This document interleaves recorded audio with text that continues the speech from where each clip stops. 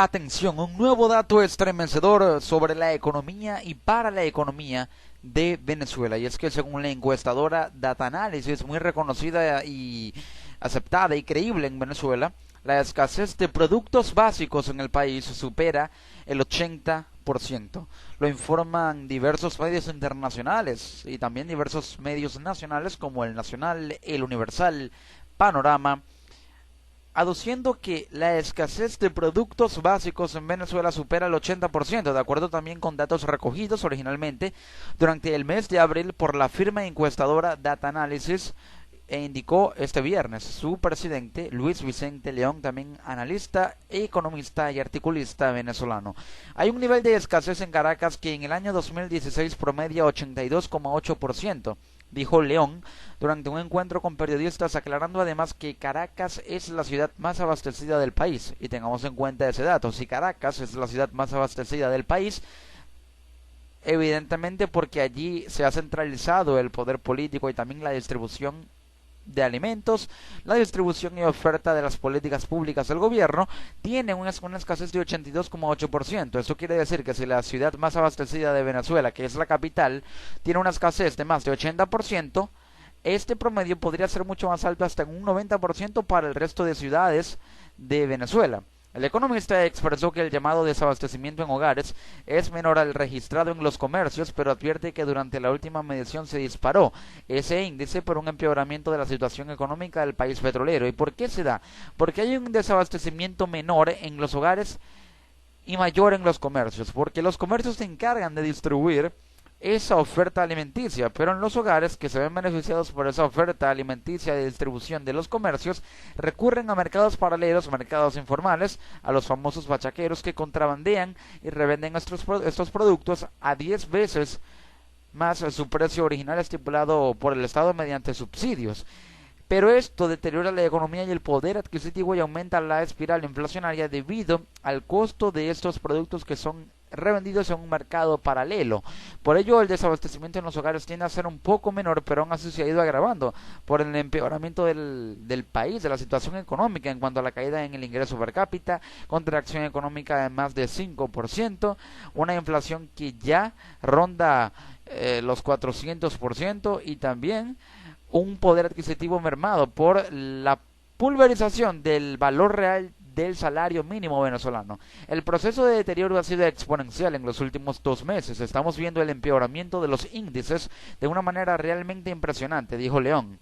Data Analysis prevé para este año una inflación de 450%, muy cercana a la cifra proporcionada por el Fondo Monetario Internacional de más de 480%, 482,5%, muy cercano al 500%, pero los pronósticos tanto de Data Analysis como un ente internacional como el Fondo Monetario Internacional rondan en esa cifra, ese rango que va de 450% en adelante. Las últimas cifras oficiales de inflación son de diciembre de 2015 y reportan un alza de 180% en los precios, mientras que las cifras de escasez no se han divulgado en varios trimestres. Ahora, ¿por qué aumenta la inflación? Evidentemente por la alta emisión monetaria con respaldo inorgánico, una cantidad de reservas o un nivel de reservas mermado ahora en 12 mil millones de dólares. Esto evidentemente le deja un respaldo mucho menor al bolívar, más emisión inorgánica e incluso con un déficit que va en aumento, un déficit fiscal con ingresos mermados, ingresos altísimos, genera una brecha de un déficit de más de 20 millardos de dólares que sin duda alguna deja sin liquidez al banco. Las arcas del Estado caen en cuanto a niveles por las reservas que han sido liquidadas. De hecho, un 16% de ellas en oro ha sido vendida, un 70% de esas reservas son en oro. Esto habla de que la liquidez tiende a ser menor, aumenta la inflación, se deja, aún con el aumento de precios, una pulverización en el valor real del salario, la estructura de costos tiende a ser mayor, la distribución cae, la oferta disminuye, mientras que la demanda va en aumento, y ese desequilibrio no logra ser compensado, generando una especie de colapso y un círculo vicioso que va desde falta de liquidez del Estado por un alto déficit, déficit en divisas también, caída en la producción debido a la baja en la asignación de divisas por parte del Estado. Al caer la producción, cae la oferta, cae la distribución, la demanda aumenta y al no ser compensada, La poca oferta que hay tiende a aumentar el valor de los precios que están en el mercado. La estructura de costos de producción se hace mucho mayor, no es compensada por el Estado y los productores producen a pérdida, de manera tal que esto genera un círculo vicioso de esa índole y esclavitud. La combinación que hace relación hasta los venezolanos, registrándose que al menos 2/3 de la población debe recurrir total o parcialmente a la compra en el mercado negro de productos básicos, donde hasta la semana pasada, explicaba León, los precios superaban hasta 100 veces el valor regulado por el gobierno del presidente Nicolás Maduro. Para una persona común y corriente que no está en el bachaqueo, que es el mercado negro, ir al supermercado es no conseguir el producto, afirma el economista, y agregó que el sobreprecio en el mercado negro ha aumentado drásticamente, un factor cuyo impacto no puede ser medido por el Banco Central en la inflación, debido a que no son cifras a las que puede acceder el Banco Central de Venezuela. Por ello, la inflación subyacente que mide el Banco Central de Venezuela, si se le suma la inflación proporcionada por la caída en el poder adquisitivo que genera una venta de productos en mercado negro a 10 veces su valor original, entonces habla de una inflación que puede duplicar y hasta triplicar a la cifra publicada por el Banco Central de Venezuela. La percepción de los venezolanos es que la actual crisis de desabastecimiento es responsabilidad del gobierno. Según la encuestadora, el 86% de los consultados de los venezolanos culpa a Maduro o a su gabinete por la situación del país. Maduro alega que existe una conspiración de empresarios que llama guerra económica, que unida a la debacle de los precios del petróleo, del cual Venezuela obtiene 96% de sus divisas, es decir, 96% de los ingresos de Venezuela son por petróleo, y ese 96% lo utiliza para importar 80% de lo que consume y el resto en producción. Se puede hablar de una magnitud altísima en la caída de la oferta alimenticia, lo que ha causado la severa crisis en el país caribeño. No obstante, Data Analysis reporta que un 71,8% de los venezolanos considera poco o nada creíble el discurso de la supuesta guerra económica. El estudio de Data Analysis se hizo entre el 6 y 16 de abril, encuestando a unas 800 personas en las 8 principales ciudades de Venezuela, cubriendo los 5 estados socioeconómicos, o los 5 estratos socioeconómicos de la población, mejor dicho: clase alta, clase media baja, pobreza digamos un poco moderada y la pobreza extrema, y el margen de error es de 3,46%. Eso habla de que al ser un mínimo, muy bajo, el margen de error, el grado de credibilidad es altísimo. Por lo tanto, si tienes una escasez de 80% y un déficit fiscal de más de 20 millardos de dólares, no hay liquidez en los bancos con unas reservas en 12.000 millones de dólares para poder tener divisas suficientes para respaldar los bolívares que están en la economía, que aumentan la inflación porque no tienen respaldo, y al aumentar la inflación aumentan los precios, y si aumentan los precios aumentan la estructura de costos, y si aumenta la estructura de costos, los productores tienen que ofertar esos productos a un mayor precio al vendérselos al gobierno, y si se los venden al gobierno a un mayor precio, el gobierno sí los sigue subsidiando, pero los subsidia a un precio más alto, y por lo tanto se genera más escasez porque se siguen ofertando, y es un atractivo para los conocidos bachaqueros para seguir ofertándolos o vendiéndolos a 10 veces su precio original e incluso más. Por ello, la situación de escasez en Venezuela, que sí es producto